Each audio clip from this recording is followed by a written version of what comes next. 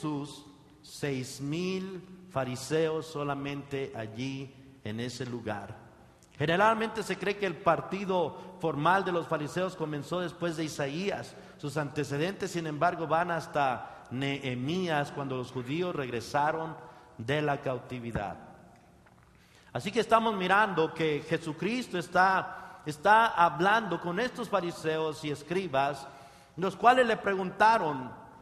Al venir los fariseos y los escribas, obviamente no eran gente genuina, eran gente que solamente hablaban lo que les convenía y hablaban lo que hablaban solamente para levantar disensiones, solamente para causar críticas.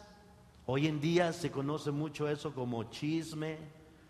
Y escúchenme bien, algo que debemos de alejarnos nosotros, algo que puede matar una iglesia son los chismes. ¿Ok?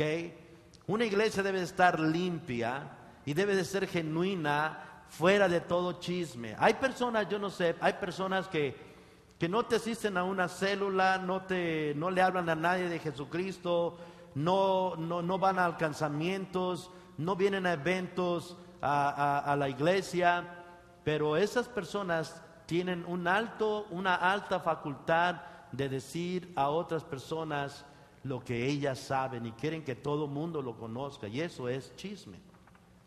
Pueden decir amén. Ahora no estoy hablando de nadie, solamente estoy hablando que los escribas y los fariseos era gente muy chismosa. Pueden decir amén. ¿Ok? Así que vinieron a Jesucristo y le dijeron: ¿por qué tus discípulos quebrantan la tradición de los ancianos? Ahora ellos ni siquiera estaban hablando por qué ellos quebrantan nuestra tradición, obviamente porque ni ellos la observaban. Y dicen: ¿por qué quebrantan la tradición de los ancianos? Ponte a pensar una vez en la cual tú te hayas sentido víctima de tradiciones humanas o tradiciones religiosas. ¿Cómo trataste con ellas? Hay miles de tradiciones en nuestros países. Somos de diferentes países. Ahorita hablando de países, alguien me trajo una casita desde el Ecuador. Desde el Ecuador me trajeron una casita. ¿Cuántos son de Ecuador aquí? Levanten la mano los de Ecuador. Aquí está parte de su país, amén.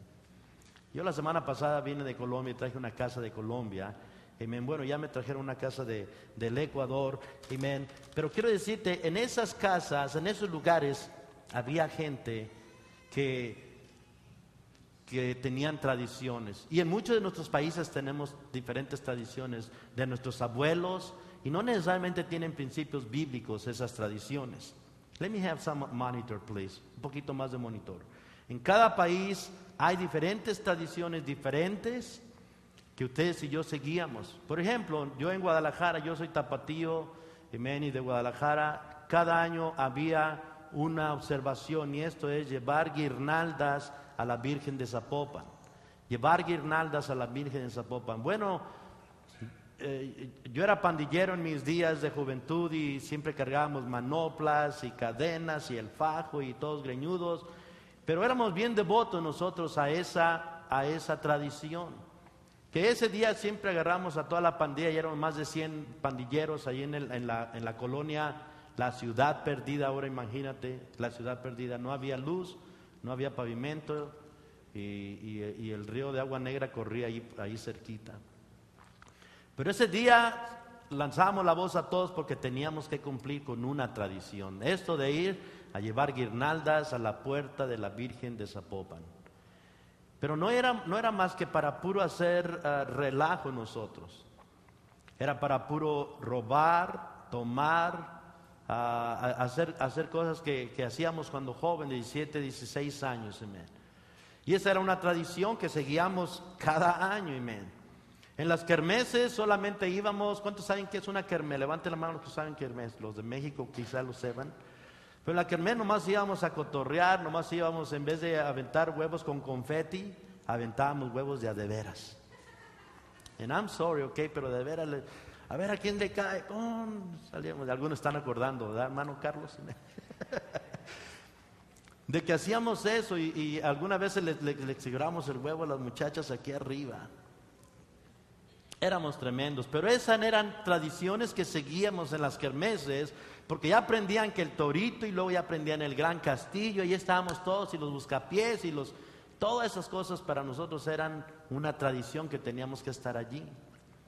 Cuando íbamos a la iglesia y yo había escuchado del Señor y mis amigos, ellos eran católicos y yo había aceptado a Jesucristo, por lo menos me habían llevado a la iglesia a la edad de 9 años, pero cuando crecimos y nos apartamos de la colonia donde estaba la iglesia, en esa colonia ya no había iglesias, me invitaban a la iglesia católica, yo iba con ellos, yo les decía, yo no soy católico, pero yo voy con ustedes.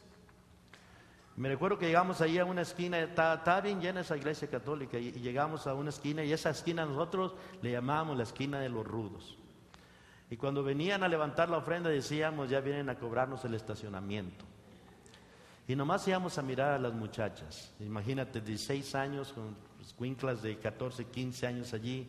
Amén. Pero era una vida de doble vida. Salíamos de allí prendiendo un cigarro, diciendo blasfemias y todo ello. Entonces que ni siquiera éramos auténticos católicos.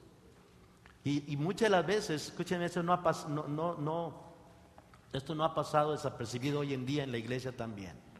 Okay. Hoy en día en la iglesia hay gente que sale prendiendo un cigarro, o antes de llegar al auto ya vas peleando con tu esposa o con los niños. O al llegar a la iglesia vienes peleando y vienen diciéndose cosas, y cuando llegan hacia el parking de la iglesia y miran a los hermanos, luego sonríen y dicen, ¿cómo están, hermanos? Oh, en victoria. Veníamos hablando de la palabra del Señor.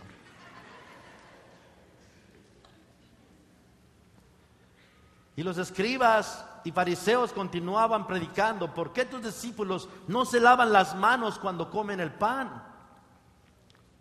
Hoy lo que el Señor quiere es que nos lavemos no solamente las manos con limpias de jabón, pero quiere que nos lavemos nuestros corazones.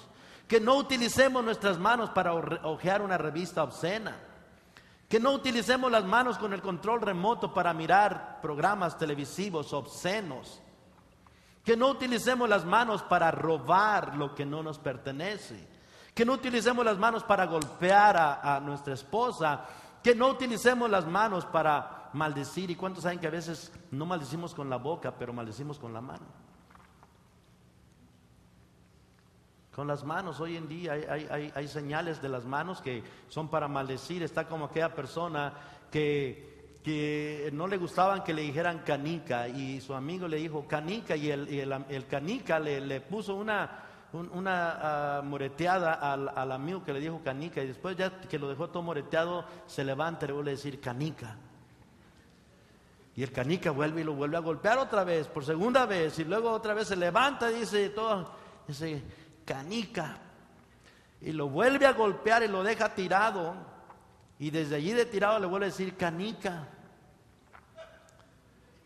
Y ya viene la ambulancia, se lo llevan y desde que se lo van llevando en la ambulancia, él le hace al camarada.